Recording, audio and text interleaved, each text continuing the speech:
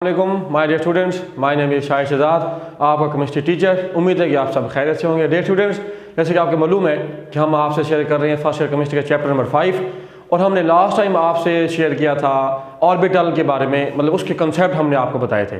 तो वो था हमारा लेक्चर नंबर 17। तो डियर स्टूडेंट, आज हम स्टार्ट कर रहे हैं वो है लेक्चर नंबर 18 और वही सेम टॉपिक है। बस हमने क्या किया आज के टॉपिक में, उन दोनों को कंपेयर कर लिया, ऑर्बिट को और ऑर्बिटल को। क्या होता है ये?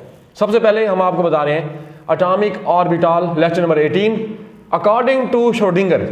याद रखो, आपको हमने लास्ट टाइम बताया था कि एक श्रोडिंगर वेव इक्वेशन थी जिसने बोहर के मसाइल को हल किया था जी। उसके मुताबिक डेफिनेशन ऑर्बिटल की क्या है?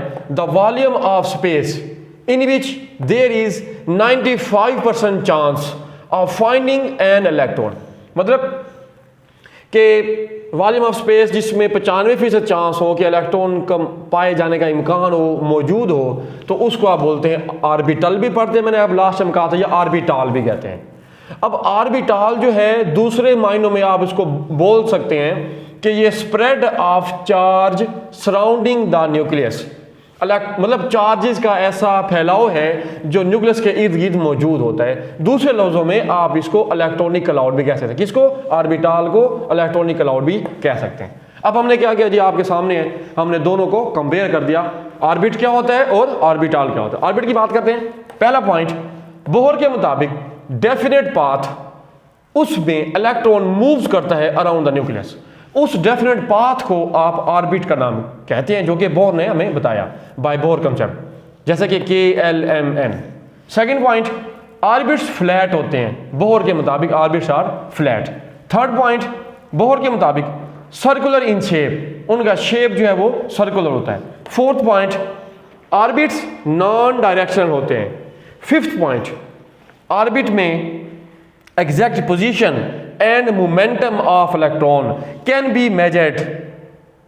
बोहर के मुताबिक ऑर्बिट में आप इलेक्ट्रॉन की एग्जैक्ट पोजीशन और मोमेंटम फाइंड कर सकते हैं सर्टेनिटी, यकीनी के साथ, जो कि आपको याद होगा हमने आपसे टॉपिक भी शेयर किया था, हाइजेनबर्ग्स अनसर्टेनिटी प्रिंसिपल। जी हाँ, ये उसके खिलाफ है, अगेंस्ट हाइजेनबर्ग्स अनसर्टेनिटी प्रिंसिपल। मतलब ये वाला जो हमने आपसे पॉइंट डिस्कस किया, पॉइंट नंबर 5, ये हाइजेनबर्ग अनसर्टेनिटी प्रिंसिपल के खिलाफ है।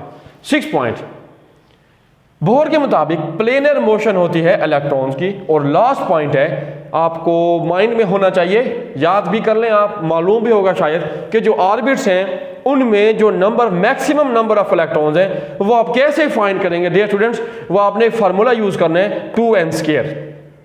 इधर n का मतलब है नंबर ऑफ ऑर्बिट, 1 पुट करें तो 2 इलेक्ट्रॉन्स आ जाएंगे, 1 का स्क्वायर मल्टीप्लाई बाय 2 तो 2 इलेक्ट्रॉन्स होंगे K में।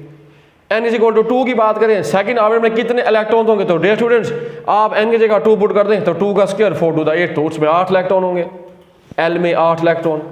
इस तरह आप चाहते हैं कि आपको n इज इक्वल टू 3, जो थर्ड ऑर्बिट है, उसमें बताना चाह रहे हैं कि भाई उसमें कितने इलेक्ट्रॉन्स हैं, तो आप इधर 3 पुट करें, 3 का स्क्वायर 9 मल्टीप्लाई बाय 2 18, तो m में 18 इलेक्ट्रॉन होंगे। ये था ऑर्बिट के बारे में। अब चलते हैं ऑर्बिटल के बारे में।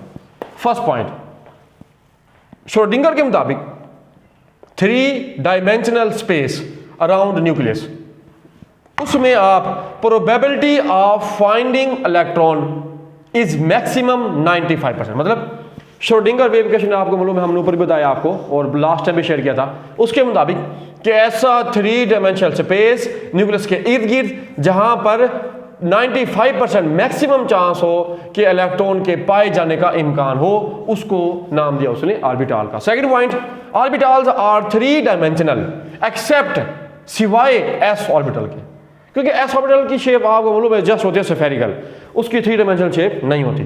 थर्ड पॉइंट, डिफरेंट शेप्स होती हैं। फॉर एग्जांपल s ऑर्बिटल की शेप होती है स्फेरिकल सिमेट्रिकल, सर्कल फॉर्म में होती है।